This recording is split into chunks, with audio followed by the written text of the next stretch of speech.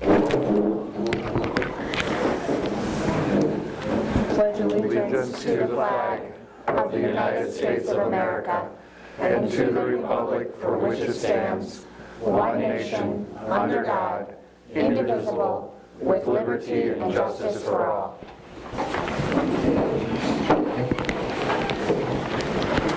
A roll call, please. Chisel. Here. Bell Richard. Here. Carlson. Here. Luce. Here. Bergen. Here. Hadley. Here. Johnson. Here. Approval of the agenda. I will motion to approve the agenda. Thank you. Second. Any discussion? Roll call. Bell Richard. Aye. Carlson. Aye. Luce. Aye. Johnson. Aye. Hadley. Aye. Bergen. Aye. Chisel. Aye. Okay, we have one person, a couple people that would like to just do a brief presentation as they. One of the things about when there's council meetings in other area cities, they're on the same night as ours. So if you want to step up to the microphone and say who you are and where you're from and what you are speaking about. Absolutely, yeah. Madam Mayor and Council, thank you so much for allowing me to speak tonight. My name is Sarah Shambrook, and I'm here representing an organization called Marcy's Law for Iowa. I'm going to go ahead and pass these. You can take them, pass them down. Marcy's Law for Iowa right now is an effort in the state to bring constitutional protections to victims of crime in our state constitution. So it was named after a woman named Marcy Nicholas, who was stalked and then murdered by her ex-boyfriend when she was a senior in college. About a week after her burial, her mom was in a grocery store in their town and was accused by the, was confronted by the accused and then convicted offender. And the family had no idea that he had gotten released on bail. So Marcy's Law for Iowa is working to bring certain rights and elevate them to constitutional status here in Iowa. Things like the right to be notified when your offender gets out on bail, the right to reasonable protection from the accused, the right to restitution, and then the right to be treated with fairness, dignity, and respect. Right now, we don't really give, any respect or dignity to the crime victims that are kind of thrust into this criminal justice system by no choice of their own. So we are just working to try to, like I said, elevate certain rights in Iowa to our Iowa State Constitution. So I just wanted to present that to you all tonight as local elected officials. See if you had any questions for me, and if not, just kind of follow along with us. I might contact you in the future just to talk about what our thoughts and plans are. Well, it looks like you've got your contact information. Yeah, I also have a card. If anybody, I can also send that around. You can take my card. But if anybody has any questions, I'm more than happy to answer them now. Is there anything you're looking for city councils or local? Yeah, so right now, not as a city council as a whole, but local elected officials obviously are people that state legislators listen to when it comes to what kind of the local constituency wants. And so, local elected officials endorsing Marcy's Law for Iowa is always something that we welcome as our state legislators listen to, those local elected officials, as you all are. Okay. Anything else? Okay, well, thank you so much. Thank you very much. Anybody else prior to what we have here on the agenda for public comment? Seeing none, Stephanie Fromm. Winnebago County Economic Development and Decorah Jobs.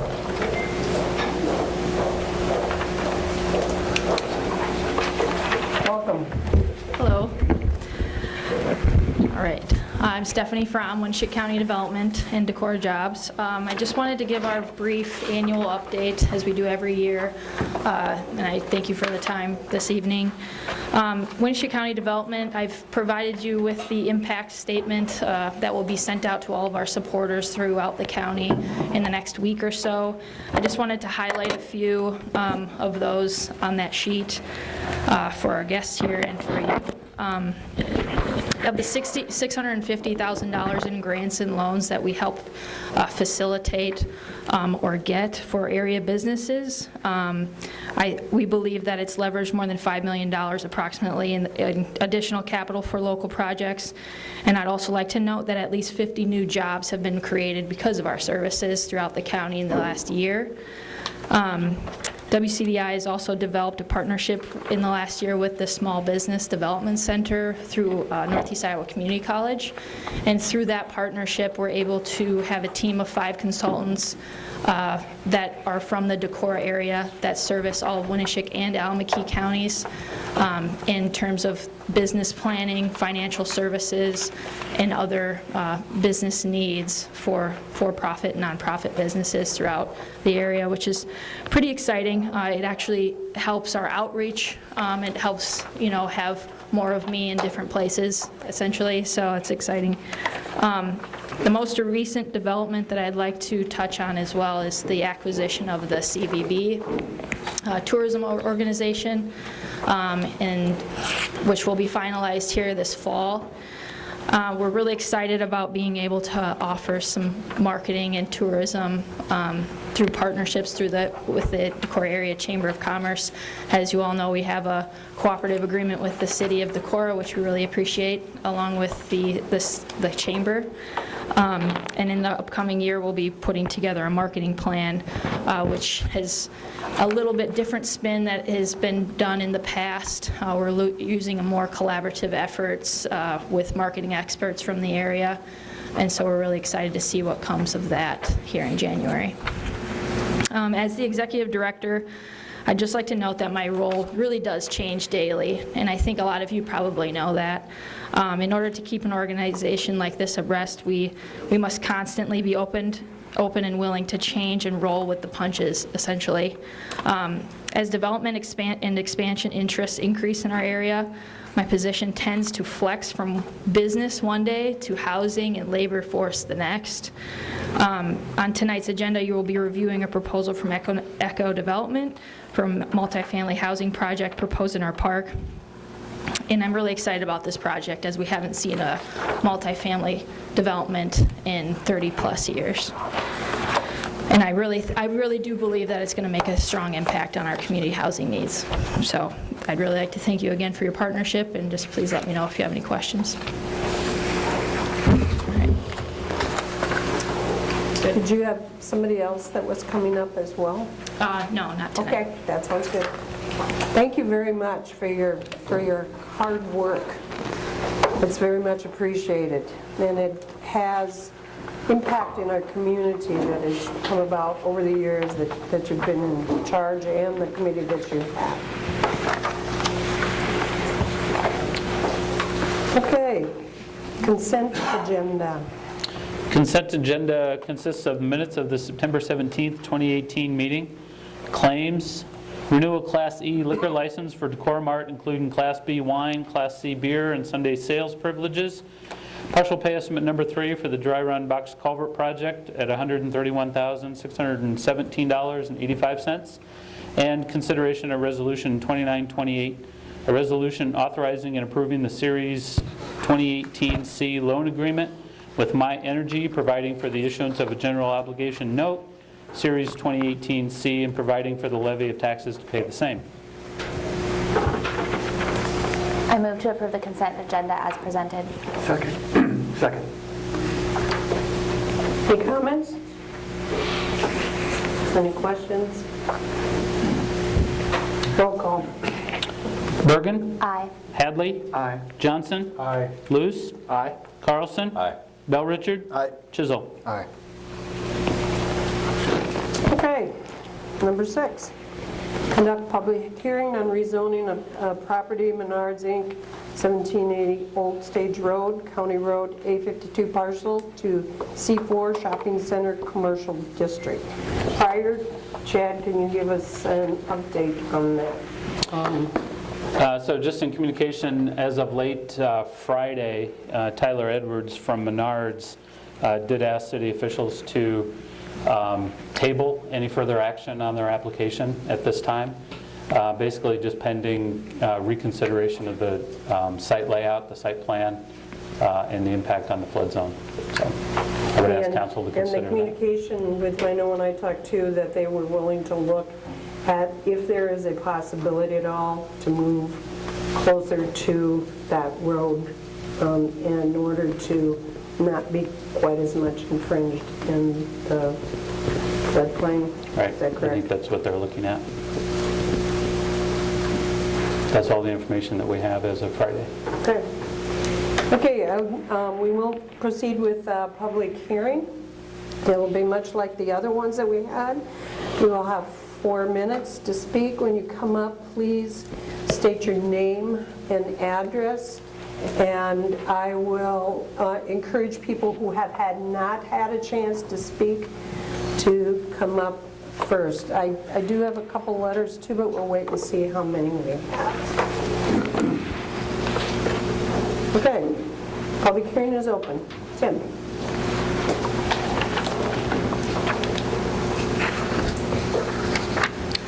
Well, good evening, and thank you all for this opportunity.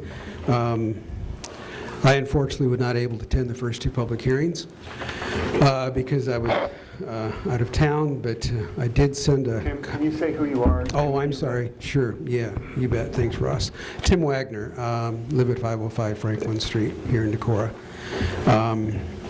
I had, before the first public hearing, I'd sent a letter to all the council members expressing my concerns in response to the letter that you all had received from Mr. Edwards with Menards. Again, expressing my concerns and some of the things that I thought in his letter were inappropriate, to be honest with you. And I've got a copy of this letter I'll leave with everybody. I'll leave with the council. They can look at it if you want. Also, I just wanted to come back tonight and just talk a little bit about, again, the issue of locating in the floodplain. I, like a lot of people, have a lot of concerns about that. For changing weather patterns, as we're all seeing, continually increased amounts of heavy rainfall, and how that's going to play out in the future as we try to plan for the future and for the community and so forth. I downloaded some information just earlier today. This is stuff from the Climate Central, which is a really good organization that I rely a lot upon. Organization made up of climate scientists and journalists that are researching some of the most current data and information regarding climate and our changing climate. I just want to read real quickly a couple of paragraphs here, and then I'll leave this stuff with you all. With the frequency of heavy precipitation increasing across most of the U.S., it follows that streamflow levels may be increasing as well.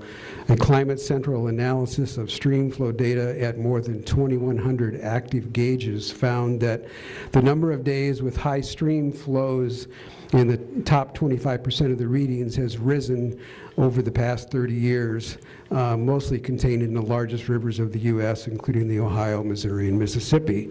This streamflow analysis complements the National Climate Assessment and previous Climate Central analyses, which show that heavy precipitation is increasing in the Northeast and the Midwest, consistent with what is expected in a warming world. Heavy precipitation is the key element driving stream flow, although urbanization and the reduction of permeable surfaces also play roles, as does the engineering of dams and levees. The increasing number of days with high stream flow indicates that the risk for stream and river flooding is also on the rise. With that, there's a chart, a map that I show of the U.S., and this shows the percent increase in heavy precipitation that has occurred within the last since 1950 up to present. And as you can see, Iowa right here in the middle is showing roughly a 50% increase in heavy downpour events. And then there's one other chart that they gave that accompanies this, and this is just a very simple line graph showing number of heavy downpours in Iowa, and as you can see, from 1950 up to 2010, it's just a pretty steady upward trend. I think I just want to present this. I don't think this is anything new to anybody, but it just reinforces the point here that we need to protect the floodplain for obvious future generations, for the welfare of Decorah, and also for protection of the river. So I'll leave this stuff with you all. Thank you very much. I appreciate that. Prior to the next speaker, I wanted to make excuse me, a point of clarification concerning the county mayors. Being that I'm kind of new at this, and I've also got hay fever, which is not that fun. But at any rate, I believe it said unanimously as far as the mayors of Winneshiek were concerned.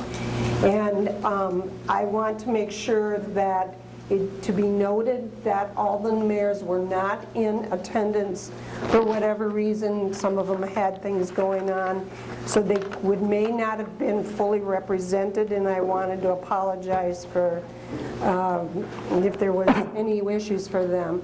I really want it to be known too that the reason the mayors were included were that those cities do actually get 1% sales tax from any of the money that comes in, that it helps with their streets and roads. But I wanted to clarify that ahead of time.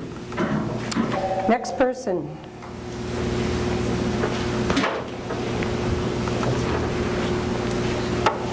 Good evening. My name is Cliff Bullerman. I live in Freeport, Iowa. And concerning the flood in Freeport the last time, the biggest problem of that was there's a cement box culvert just east of Lynch's processing plant.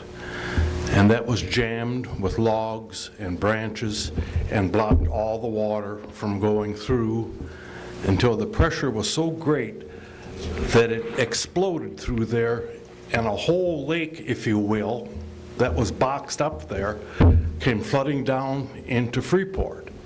Had that box culvert not been plugged, the water could have flown at a natural, if you will, pace during a rain, and you wouldn't have had that impact where the basements caved in on 2 or 3 homes there. And then when you come into Freeport, there is a little bowl there, and all this water stayed there. Normally, you don't get the water coming from the south going north. So the box culvert was a big problem there. And I addressed that to county supervisors. And with regards, you were talking about the city mayors around the country. And they are certainly for this. And that's a big boost for us also, because they do come to town, they buy cars, they buy clothes, whatever, shop at restaurants. So while they get their 1%, they're also contributing back to us. And I think we need to look at that.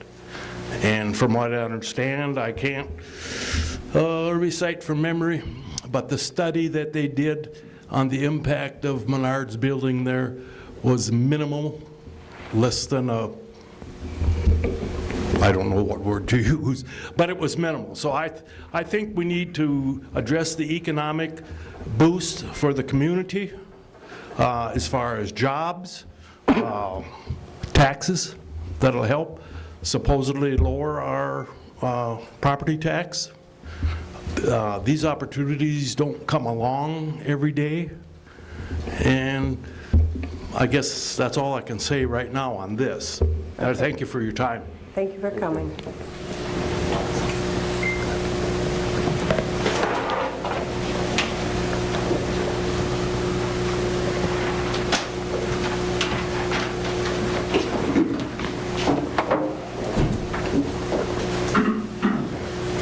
Good evening. My name is Dennis Magnuson, resident here of Decorah since 1967. A lot of what we're hearing seems to center on the fact that it's Menards or bust. It's hard to imagine when you are looking at the golden goose, which is Decorah, that Menards would turn its back and choose to go elsewhere.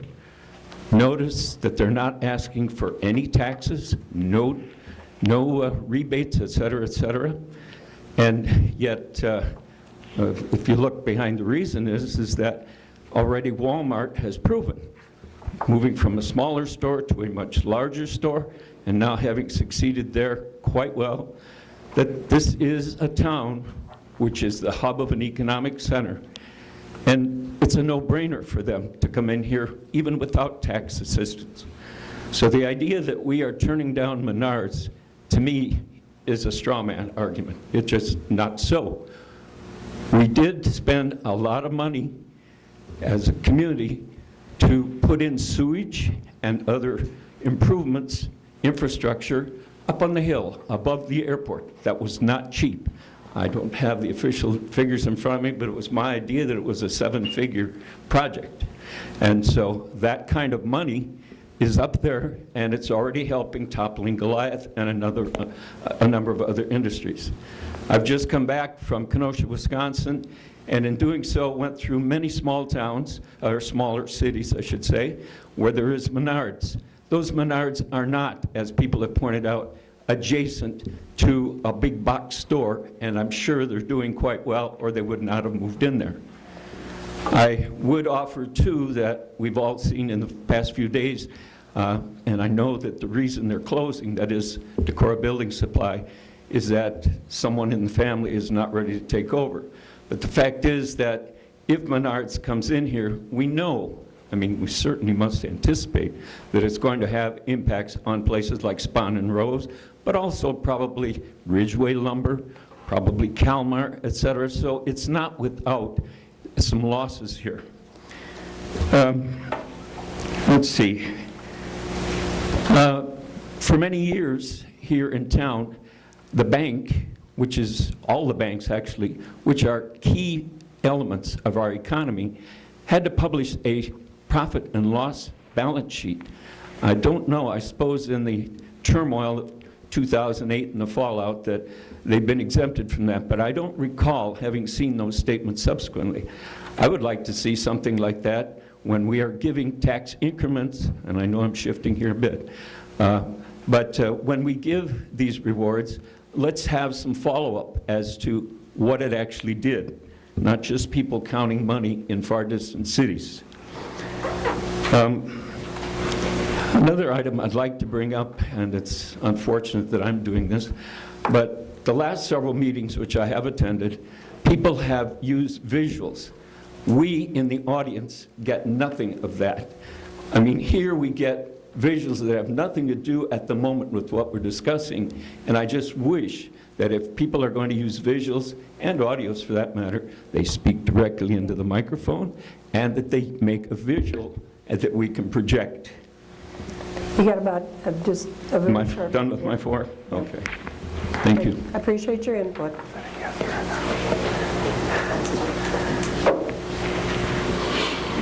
Well, to think of it, I'll just reflect on a couple of communications. I'm not going to read all of it. I'll see if I can just summarize it, and then I will put it in the Dropbox for the staff. This is from Dan Voss. Says, I'm unable to attend today's public hearing, so I'm sharing my thoughts on the requested rezoning in this email. The reasons to approve the rezoning request far outweigh the reasons not to, and I'm just going to list those. Reasons to zone jobs, revenue. Menards has not sought any incentives to locate in Decorah. Regional shopping hub, fulfill a need. Comprehensive plan envisioned retail along Old Stage and where Menards wants to locate.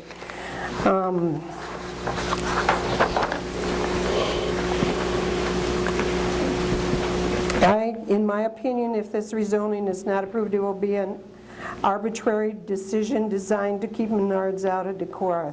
That would not be in the best interest in the community and the area, and it would be disappointing. Thank you for your consideration, Dan Voss. The other letter, which is quite a bit longer, is from Carl Jacobson, stating, I'm unable to be at the last public hearing to speak in favor of Menards. If you could read my letter for me, I would be greatly appreciated. I'm going to attempt also to send it to each of the other members of the council. If it's against policy to read letters to the officials, I understand that. I am just going to briefly state that he is in favor of the Menards. He does cite when he was administrator in the 2008 flood, I believe, where there was actually flooding at the Eastern Star up where they were and in other places as well, and just not along the river. I'm sorry that, I want to read the last paragraph. When Walmart was attempting to move to their current headquarters, it is my understanding the projected economic impact that has resulted is 400% of what was estimated at the time.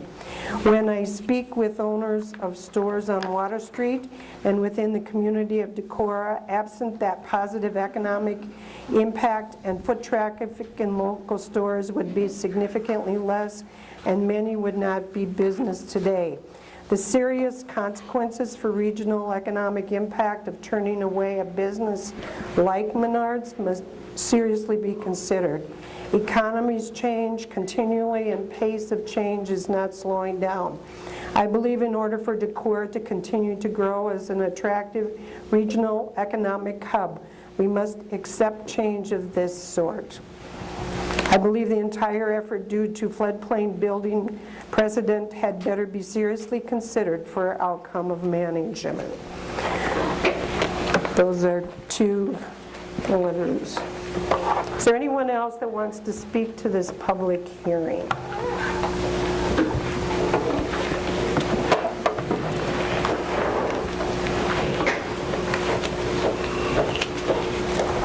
My name is Cindy Simpson, and I live in Freeport.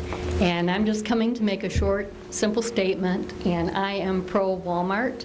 I'm pro-Menards. I moved in the area about 8 years ago. I, too, experienced a flood on our street. We were part of Gulfview. I'm not quite sure if both those houses that FEMA brought out were even supposed to be built down there, but it was a horrible, horrible thing. But in trying to help my neighbors and trying to support the community, we were cut off because of the way that the river runs across both roads. And I don't wish anybody to have to go through that, but from what I'm hearing, no matter what, the climate is changing, but it's not going to stop the flooding. And once your house gets flooded, regardless of the amount of water, it's still a disaster for everyone. As I mentioned, I don't hear a lot of people from Freeport. I know that there was that unfortunate street and people banded together and tried to help. But I do truly believe that Menards will be a good partner. My understanding is that 1/3 of it now is in the floodplain, but 2/3 is not. So I'm hoping that with the reconsideration that people will take another look at that. But I do believe also, since I said on Decorah jobs, that there is definitely an economic impact for this. And in addition, we have individuals out there that have told me from different communities, if we're going to pass on this, they're looking forward to doing some presentations themselves. And like I said, I don't know how true that is, but a lot of people are relying on something like Menards to come to town. I think Ross and I spoke a little bit about the fact that, how will it impact the local businesses. And truly it didn't seem like, they seemed like they were up for the challenge. But we'll see. The product probably will be different than some of the local lumber stores. I know I have tried to get into Spahn and Rose on a weekend. And it's hard to get there between, until noon. So obviously, I understand that it's probably more for contractors. But I do welcome the change, and I look forward to seeing some positive results, which, as Decorah is, we are a progressive community, which includes Freeport. And I'd like to see the quality of life with better changes to our job situation and our housing. So I want to thank you for that, and like I mentioned, I do support Menards from the Freeport standpoint. Thank you for sharing. Anyone else that wishes to speak? In just a minute, I did approve one, so I'll come back. Yeah.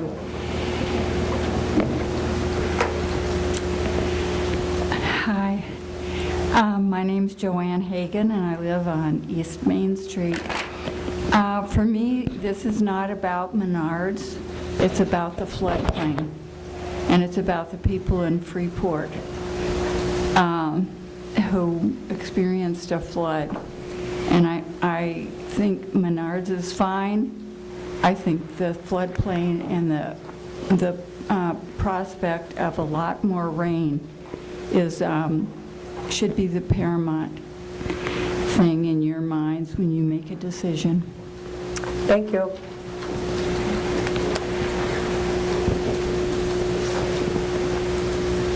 Anyone else?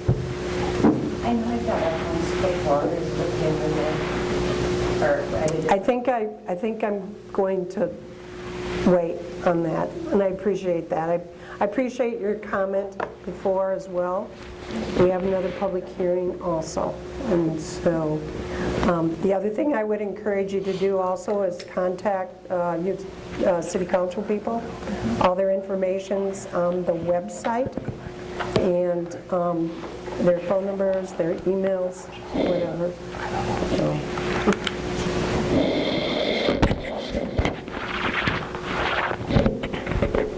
Okay, I'm going to close the public hearing. Any other conversation from the city council?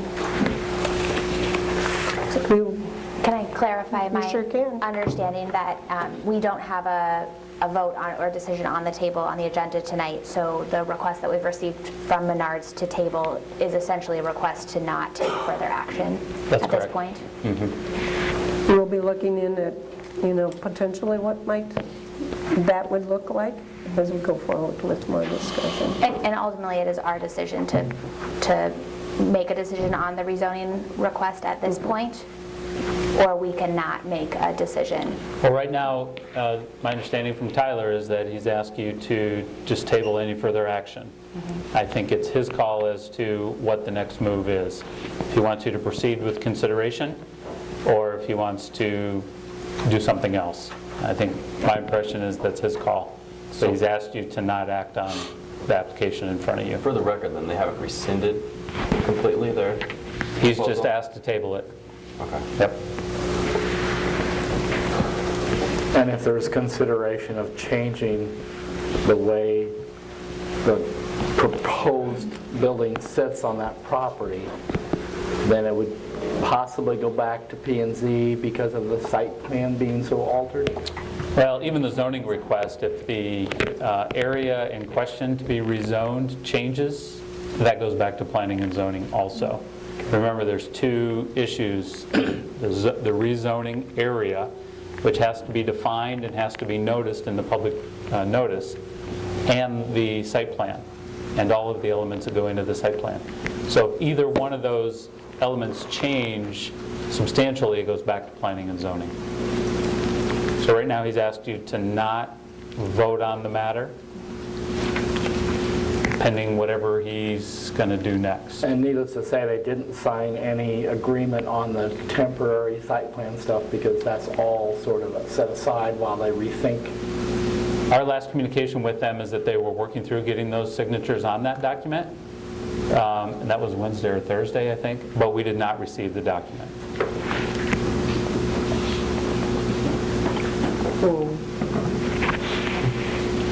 Any other? And that was on the condition of the rezoning.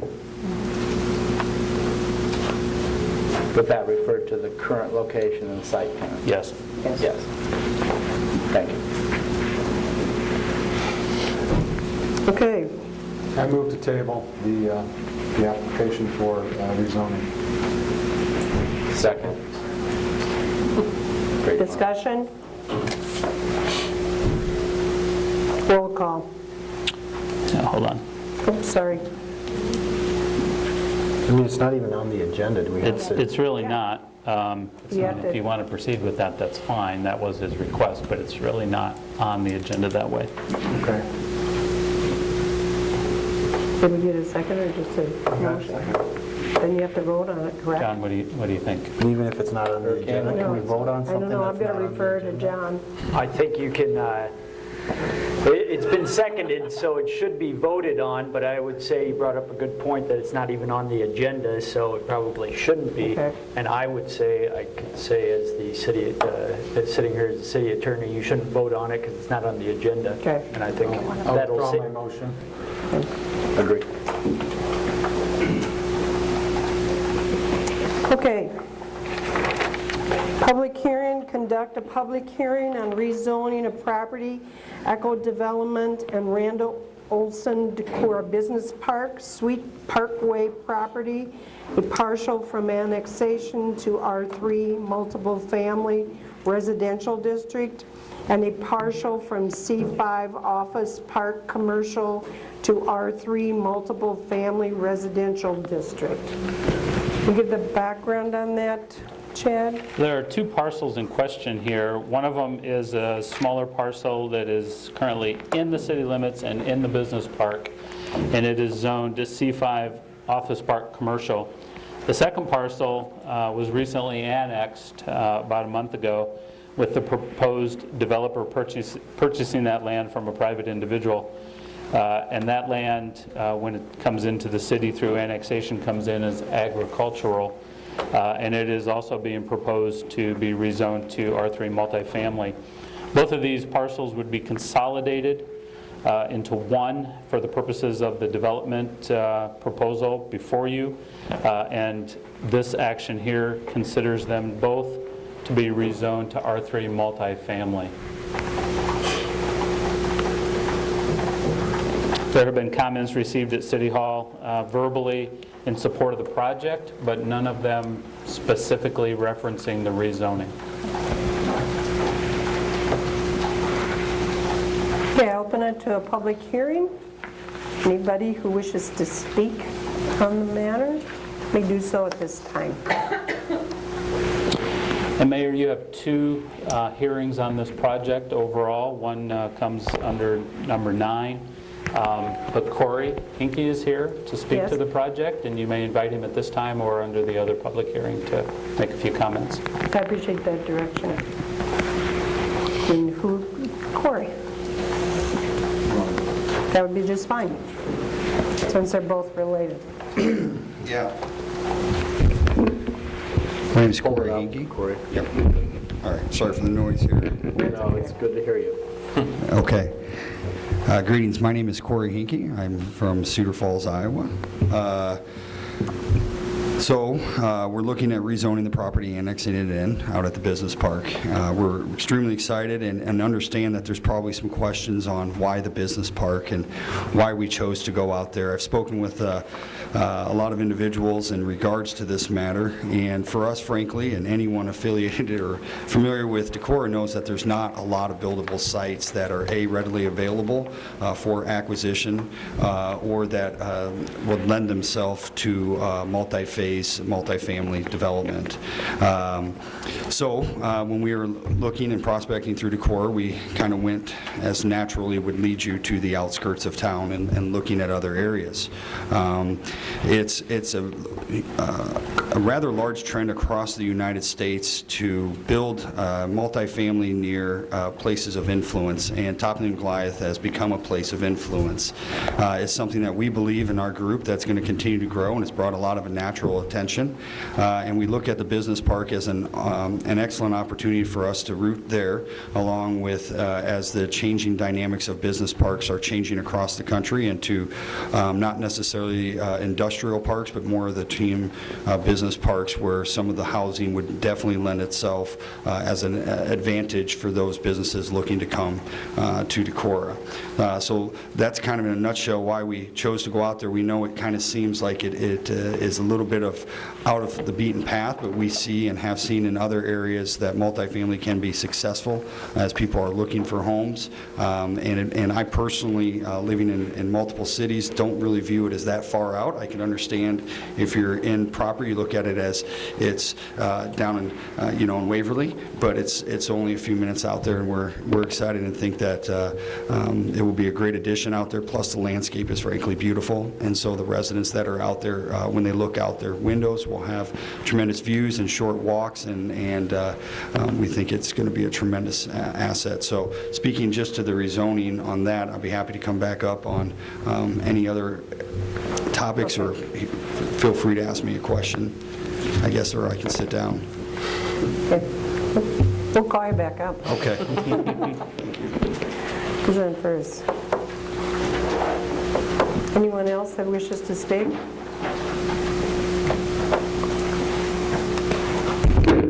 seems I have an opinion on everything tonight. Can you remind us their name again? Cliff Bolerman. Thank you. I still live in the same place, Freeport. Up in the business park, I thought that land was annexed for businesses. I think land is at a premium here to buy and develop it. I mean, we purchased this, and one of these gentlemen said they put a lot of money into getting the water and gas and sewer and everything in. And if we offer that to a business, they're more apt to come in. Where else would you put them? You know, if we could get something like Gemini or Camcar, I guess it's Stanley now, or another Collins, where would you put them? And true, if there was another Collins, say, for instance, put up there, and the apartments were there, they could walk. But to me, that's not much of a view to look at the back end of a brewery or the front end of a manufacturing structure. So I think we should, and then plus there's a huge tax rebate they're getting. Is that necessary? Menards isn't asking for that. So I think we should think on this a little bit. Thank you. I'm going to ask, go ahead. Is it Stephanie or is that Mark? Just to, I could do that, right? She has a brief history, the business park in itself and what it's made up of and how that has sort of developed throughout the years of its inception. Yeah, so I think we purchased the property in the late 90s, Decorah Jobs did, in hopes that we would attract large employers. It would be almost an extension of what the Freeport Industrial Park was. As conversations and development progressed, it's actually really turned around. It's different. You've all been up there, you've seen it. Toppling Goliath is just kind of the tipping point. It's really changed what the feel is. Who's up there right now? Well, it's office and retail. All of them, office and retail. We also have the Humane Society up there as well. I'm preparing for a board meeting later this week, and there's 123 acres approximately remaining in the business park with the expansion that we had just added on. All of which, except for the new 27 or 28 acres along the highway, have water and sewer to them. They are development ready as much as we can afford to. Obviously, with a limited budget, you're only taking small steps, but we're getting there. This site is on the east side of our park. It's really kind of off the beaten path. It wouldn't necessarily be the number one choice a business might choose to go to.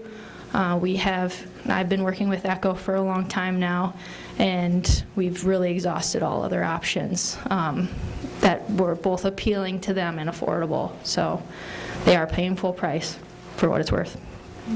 And at the beginning of when that was formed, there was a period of time, quite a period of time, when there was no activity. Yeah. That was coming up there. That's what they say. Until I got hired, apparently I spent too much time. Well, that was to our advantage. So yeah, there was quite a long time. I think it was 99. They then just had the water and sewer completed probably before I started, right around that time. They were just finishing that.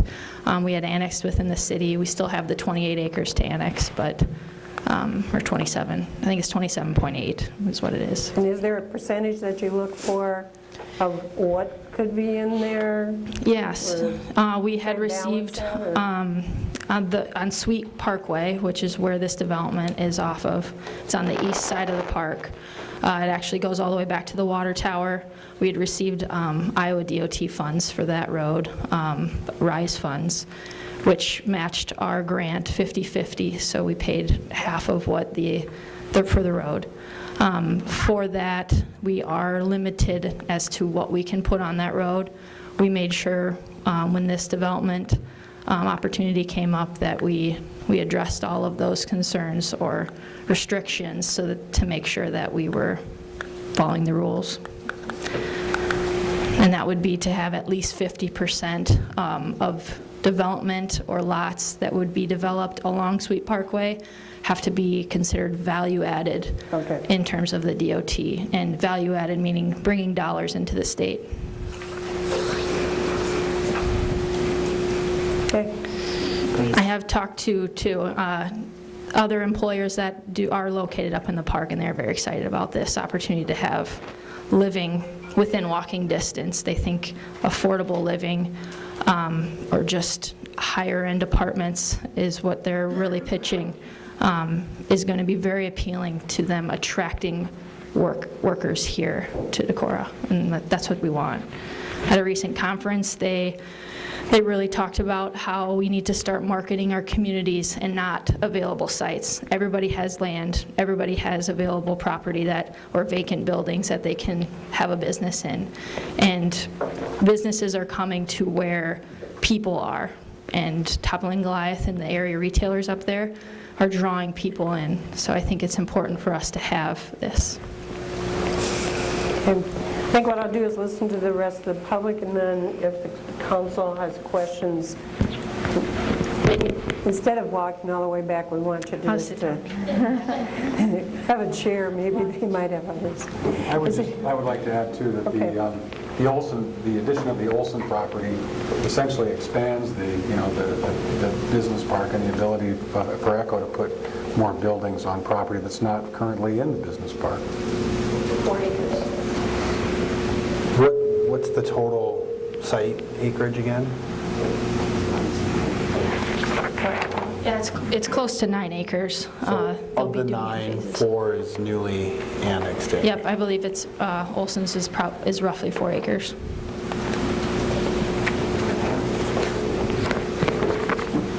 Are there any other public speakers that would like to approach? My name is Harlan Saturn, and I live at 402 Upper Broadway. I'm on both Decorah Jobs and Winneshiek Development. And I must say that we were a little bit surprised to be approached by Corey and his group about a development up the hill. But when he said that Toppling Goliath is a game changer, that's obviously true.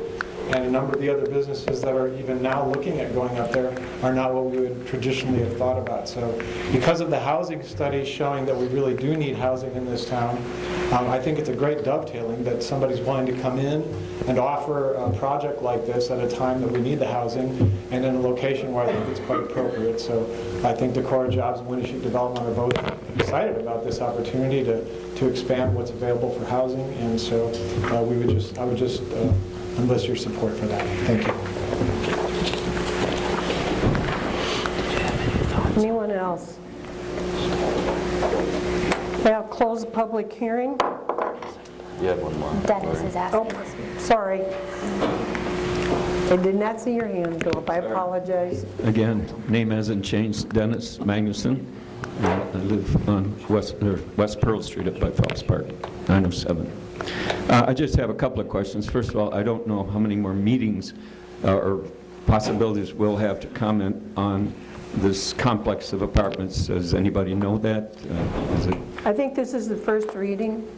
Okay. And I believe there's 3. Okay. Well, I want to agree with the gentleman who was up here before me, don't have his name, but he was talking about the impact of the taxes, and those have grown considerably. And if you look at what the contrast between Menards is not asking for and what this project is asking for, it is substantial. And in one case, it's at least 90% for quite a few years. And they're only, it's my understanding from what I've read, they're going to put 1 unit on. And I don't know when they'll build the second one. I presume it's when they see the success of the first one. So in terms of doing these tax discounts, it seems to me they've already got a pretty good bead. We've heard that, we've got a shortage of housing, et cetera. I think we need to look at this carefully too. Somebody else has suggested that we built the industrial park and now we want to put residential in it. It seems to me going up Locust Road, we've got options up there for residential, which is a residential area. I'm not sure how they've looked at the thing or whether they're again looking at synergies of having the brewery right next to them, et cetera. The other thing is things have changed in economics. There was a time when projects like this would mean bonds were issued. People had a chance to buy into them. We get a chance to pay into them through our taxes. And if it really were that we could have a community stake in this, that's fine. All of the monies that I've recently seen being given to these builders and developers, and I'm not arguing with building and developing, I'm arguing for people saying they're bringing in modest housing and then paying $350,000 for a minimal construction hanging on a hill, which is true. At the moment, if you go up Broadway, you'll see that kind of situation. So I do hope that we have a couple more hearings on this and that many other people have an opportunity to weigh in, because it's much more than 10 years of tax rebates and such. So thank you. Thank you. I'll try and peruse everybody's hand if they put it up really high.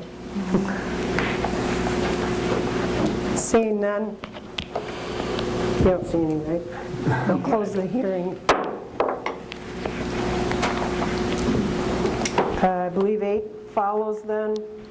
Introduction and first reading ordinance 1227, approving requested rezoning classification for Echo Development and Randall Olson Decorah Business Park, Sweet Partway property, a parcel from annexation to R3 multiple family residential district, and a parcel from C5 office park commercial to R3 multiple family residential district. First reading.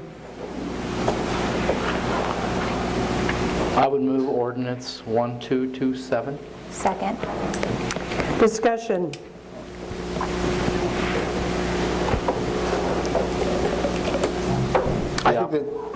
I think this type of mixed-use residential business is an intriguing principle, and it is beneficial for residents that want to do business in the area. And we've heard comments in the past, specifically regarding Menards of, well, I think Kevin, maybe he's no longer here, but having a newer Decorah outside of town, and I think this would be a way to continue towards that path. I've actually had people in the store who fly into Decorah to Fort Toppling Glad, and they're excited to have the opportunity to live up there and be close to the airport. So, you know, it is a different residential duck, but to actually hear people express interest in something that's non-traditional, I think is good as well.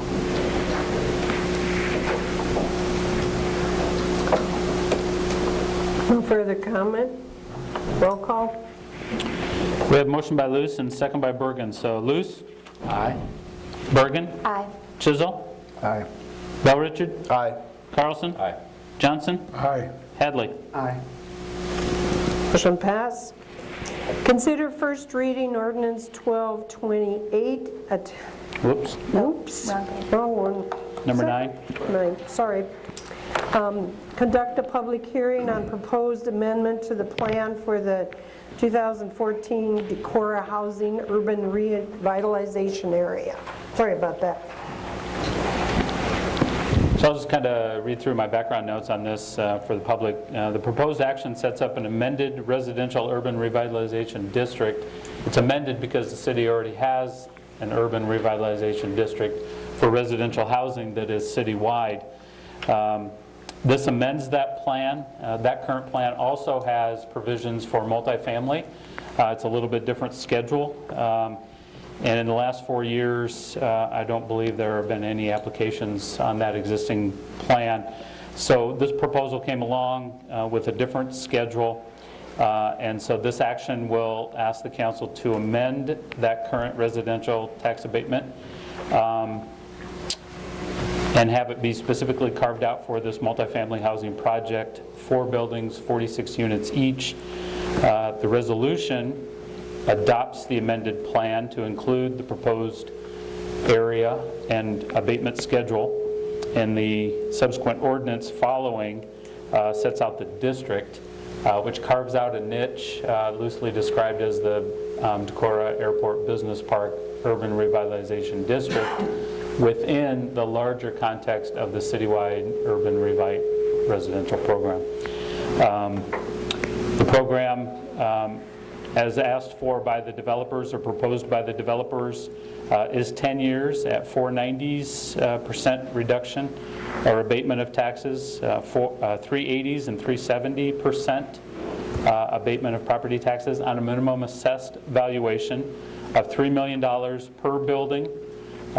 And again, the proposal is that there would be 4 units built over time, as the developer would agree that occupancy levels are met.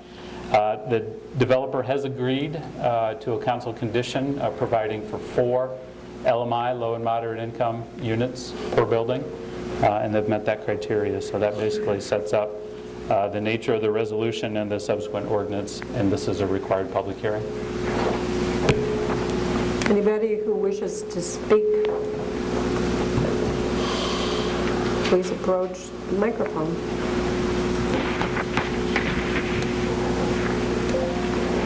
Seeing none, I'll close the public hearing.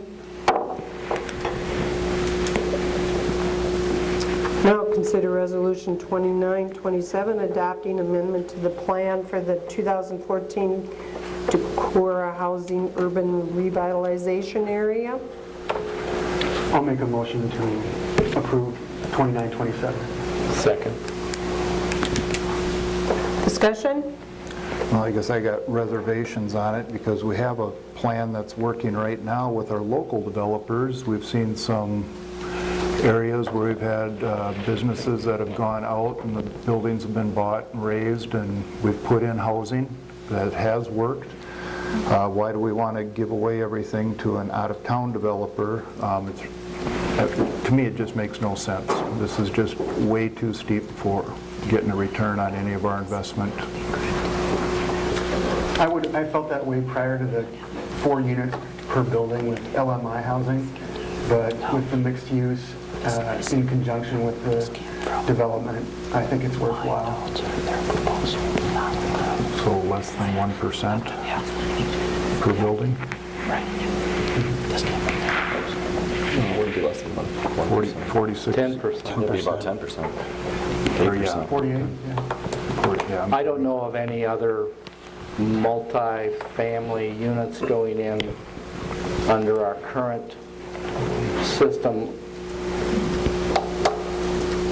Zoning administrator, do you have any recollection of any other multi-family units going in under the current? No, as I stated earlier, with our current plan, which has been in place since 2014 and was amended by the council in December of 2017, there is a multifamily component to that. It's $40,000 per unit.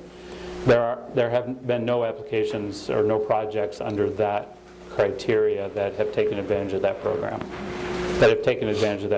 Right? So. And Randy, they provided us the background notes of all the other developments that they had done with similar abatements. It's not like they're reinventing the wheel. Yeah, well, like I said, to me, we're not getting a return. It's just housing. It's not like we're creating jobs, bringing in businesses, because we're not. This may provide workforce housing, though, for other potential businesses to come into town, though.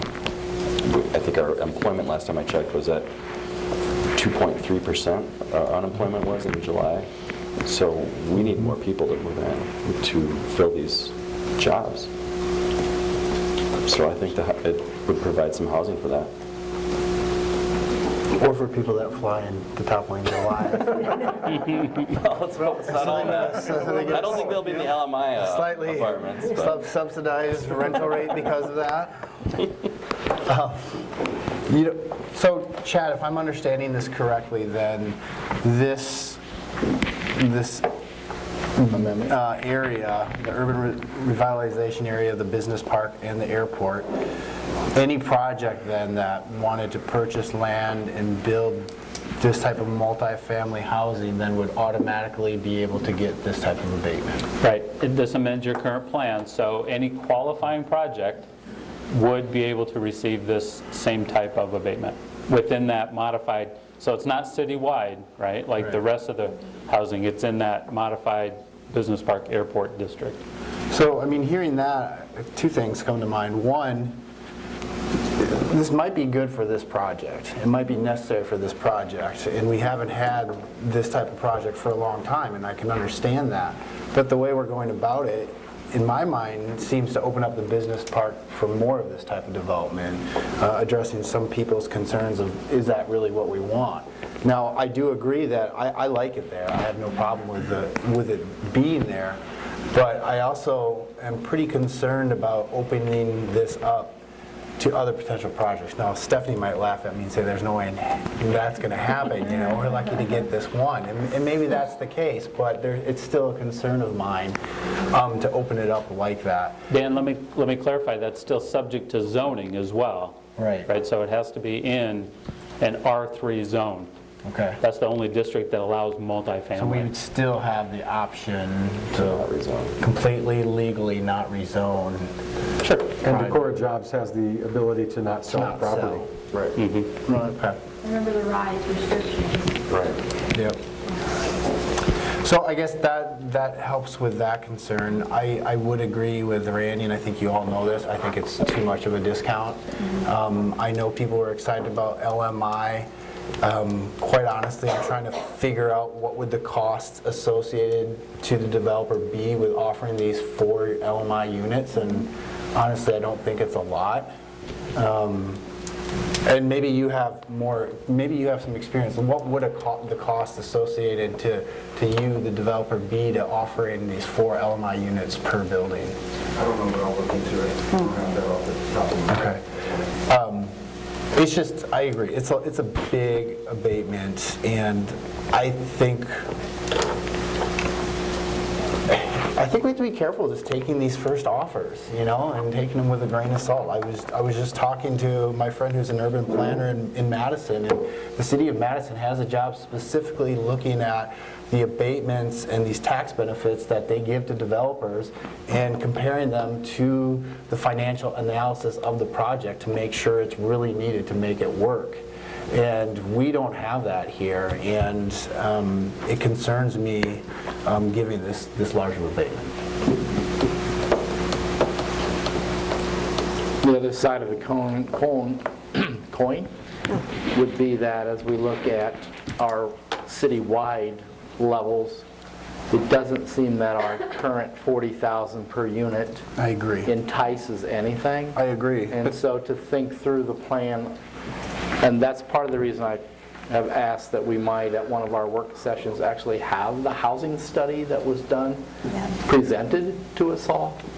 So we're on the same page of knowing what the data is. And then at that time, I would say that would be the impetus to start looking at what are the things we need to do to have more multiple level buildings go in. I agree, but there's a big difference with where our current plan is, or our current abatement is, and where this one comes in. And there's a lot of room in the middle that we're just kind of, don't worry about it. Let's go for what they want. And I personally think the city could be leaving money on the table.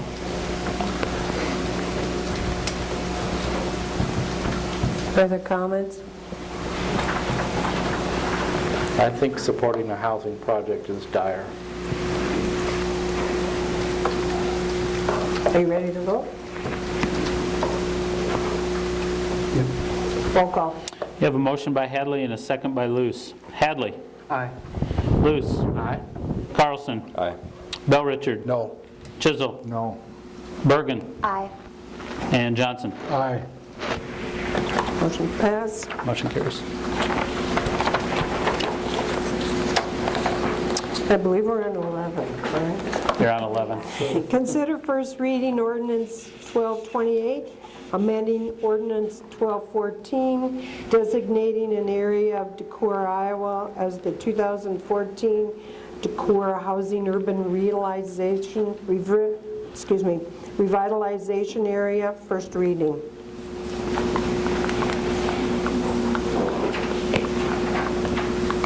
I'll motion to approve ordinance 1228. Second. Discussion?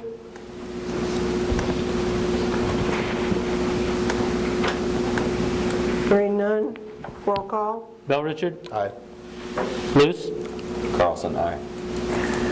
Who made that? Oh, I'm sorry. I'm sorry. Carlson, aye. Luce? What he said. He's out there. Sorry. Sounds like. Aye. Johnson? Aye. Hadley? Aye. Bergen? Aye. Chisel? No. Bell Richard? He made the motion. I'll go again. Aye. 8-1. Well, this is the first reading. You'll get your chance at the second reading. Okay, considered site plan review for Sweet Parkway Echo Development. Okay, I think you have the plats and the site plan checklists in front of you. There were several points that the Planning and Zoning Commission reviewed as they took a look at this submittal. A couple of items came to their attention. One of them is a special call out for the lighting, which was provided.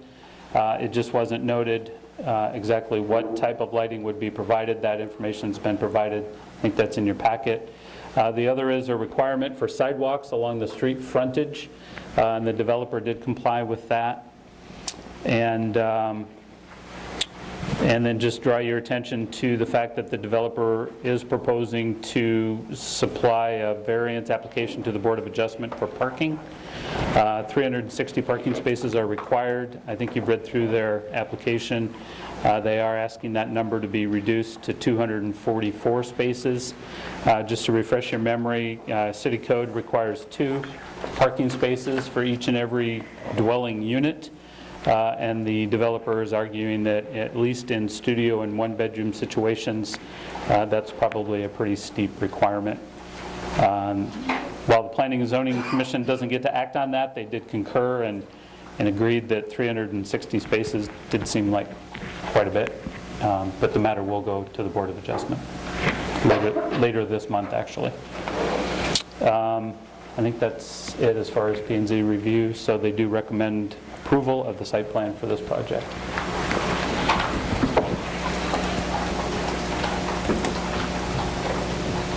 Roll for roll call.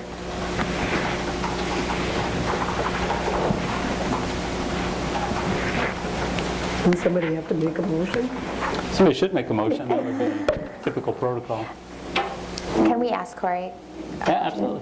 Corey, would you be willing to speak to sort of the parking needs as you're proposing based on your experience building these types of projects other places? Corey Hinkie, Cedar Falls. Kind of like Chad said, that we're looking at approximately, I've got to do some quick math in my head. I wrote it down on my drive up here.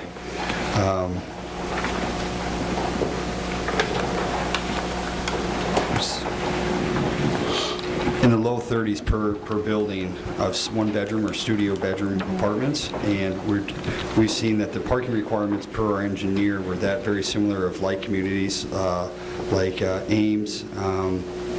They looked at Nevada. They looked at some of the peripheral towns outside of Des Moines, and when you see that type of density with studio and one-bedroom parking, limiting it to one stall per unit was more indicative of what you saw, and that's why we thought it was a little bit the requirement for, if it had been a traditional 12-plex with 2 bedrooms, we would have adhered to that, but just because we're having so many one-bedrooms and studios throughout the multiple phases, that we thought that this was more appropriate, and we tried to show examples of other cities, municipalities that had went with that as well. Does that answer your question? A little roundabout? Okay.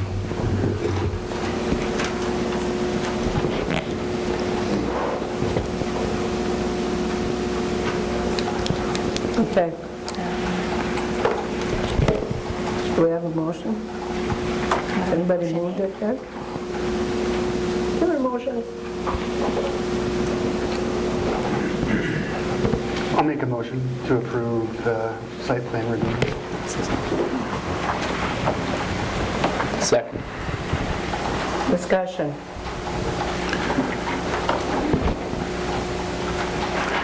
I still think there's logic in even a one-bedroom would still have a possibility of 2 people in it, unless you're going to start blocking the roadways out there, and when you're in a business park, now you're blocking trucks from getting in and out. So, I don't know, I think they need more off-street parking to accommodate the building. So just to be clear, your code does call for that. It calls Yes, for 2 for every unit, so that'll be a Board of Adjustment decision on the variance there from that. Yep. But they've also written it in here that if the board doesn't do it, they still get the variance or something. I was just reading the background notes here. No, those are just my comments in terms of, council action on this, subject to the Board of Adjustment, which is really the case anyway. If the Board of Adjustment doesn't grant their variance, they're required to put in 360 parking spaces. Okay. All right. Dan's going up around too. But it's just more concrete. Right. It's just more semi-permeable pavement. I like it. I think it looks really good. Got a motion and a second. Okay, roll call. Hadley? Aye. Luce? Aye. Carlson? Aye. Johnson? Aye. Bell Richard? Aye. Chisel? Aye. Bergen? Aye. Conduct public hearing on vacation and conveyance of portion of city right-of-way, Kerr Drive. Can you give background on that?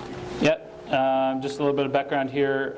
Stanley Engineered Fasteners are going through an extensive expansion project on their property. They're adding about 25,000 square feet of additional warehousing manufacturing space at the end of Kerr Drive.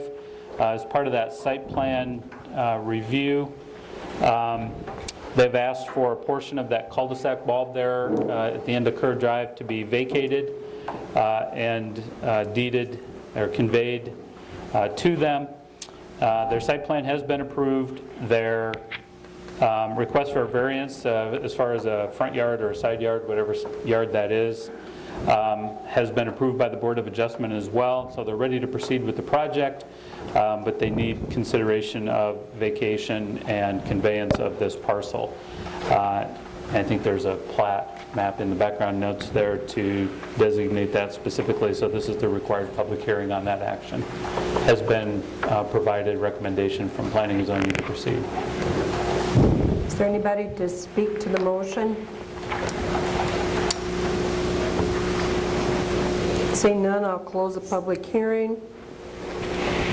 Consider ordinance 1229, an ordinance vacating a certain parcel of Kerr Drive in the northwest quarter of the southwest quarter of southwest quarter of the southwest quarter, of section 21, township 98, range 8, west of the 5th PM in the city of Decorah, Iowa. And it's the first reading. I move for approval of ordinance 1229. Second. Have a second? I did. Okay, thank you. Andy? Any discussion? Now, is the talk still that they would want the city then to continue Kerr Drive further south? We're still having conversations about that. And of course, for that to even happen, then they need to dedicate or deed property back to the city, because right now where that cul-de-sac ends, that's all private property further beyond that. So, but we are still having conversations about whether that's even necessary. Yeah. Okay. Any further discussion? Seeing none, roll call. Johnson? Aye. Chisel? Aye. Bell Richard? Aye. Carlson? Aye. Luce? Aye. Hadley? Aye. Bergen? Aye. Consider Resolution 2926 approving the conveyance of city right-of-way of a certain parcel of Kerr Drive in the northwest quarter of the southwest quarter and the southwest quarter of the, sorry about that, southwest quarter of Section 21, Township 98, Range 8 west of the 5th PM in the city of Decorah, Iowa. motion to approve. Thank you. Oh my gosh. I was beginning to feel like I was on Saturday Night Live or something. Okay, we have a motion. We have a second. Any discussion?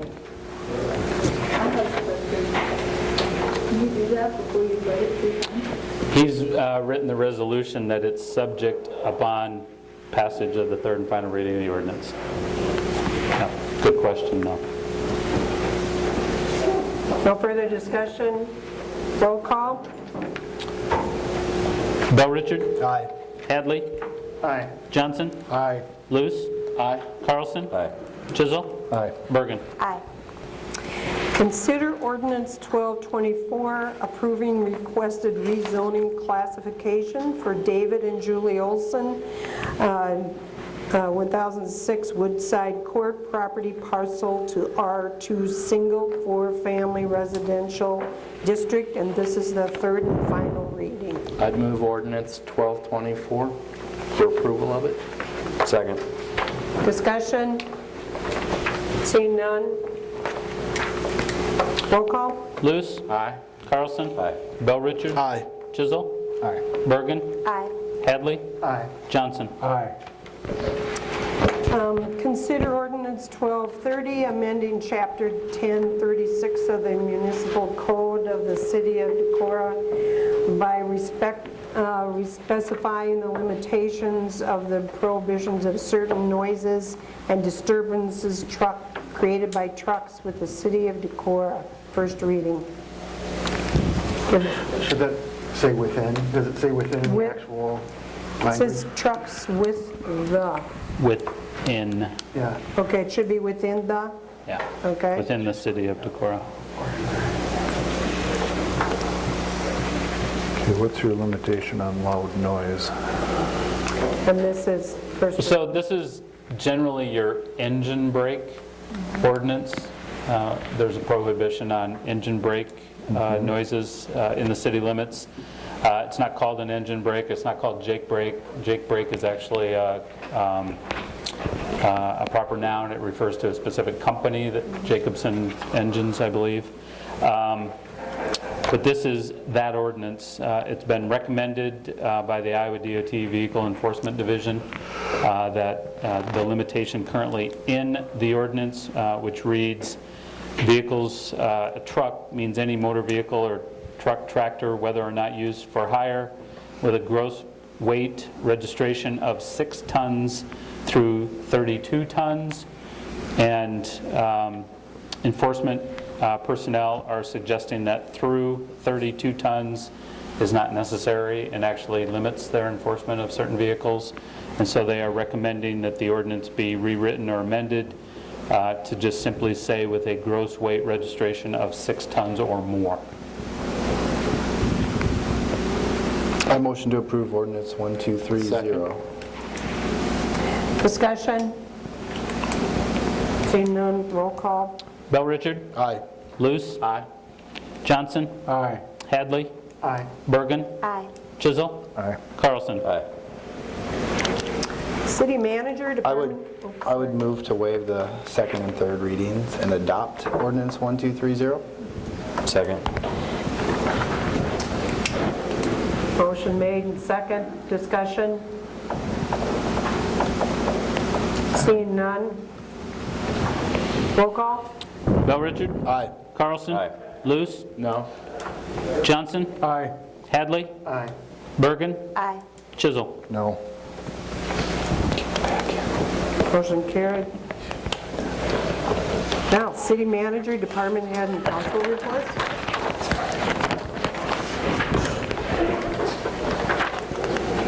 He left. I think the only update I'm going to provide is that, speaking of the Iowa DOT, the Iowa Department of Transportation Commission will be here in Northeast Iowa on Monday, October 8th. They will take a tour of Northeast Iowa and several projects that they're working on. And then October 9th, the commission will meet in the Hotel Winneshiek. I know the mayor and I will be welcoming the commission. Certainly others are welcome to attend as well. There is one project that the city is partnering on, and that's the Highway 150 Coalition. That group will be making a presentation to the DOT commissioners that morning. And I think others from the community will be there welcoming the commissioners to Decorah as well. So I encourage you to attend. That's all I have. Department heads.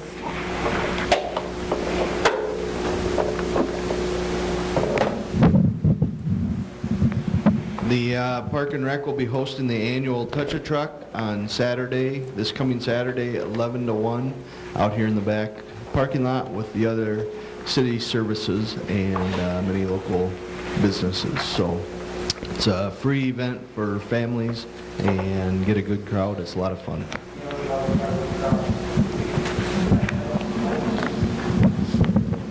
As I had mentioned possibly 2 weeks ago, 3 weeks ago, our well number 6 went down. The bearing on the bottom of the motor went out, plus the well pump itself. A bearing went out of that, so that needed to be replaced. During the process of cleaning the casing to clean the screen and everything else, they use an acid wash, and then they do what they call air burst, which they shock it to knock the particles off of the screen. During that process, the casing, which was connected to the floor, settled in our well and broke the floor. So we have since removed the floor, and we're waiting to meet again with the contractor to figure out a cause of it and what remedy to either repair or stop it in the future.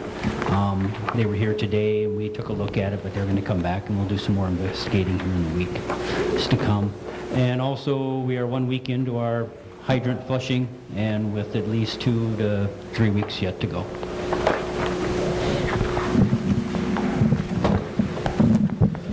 The Decorah Telecommunications Group had sent out a mass mailer to the routes in Decorah area. I believe most people have received that. There's a couple routes I've been told that have not got those yet. Since that went out, started over the weekend, there's been a big influx.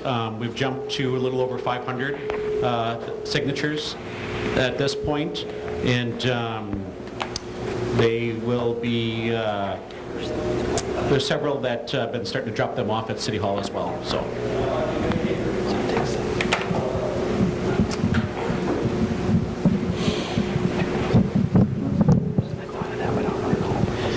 As you know, the library board has made the decision to request that Toys Go Around relocate out of our building by March 1st.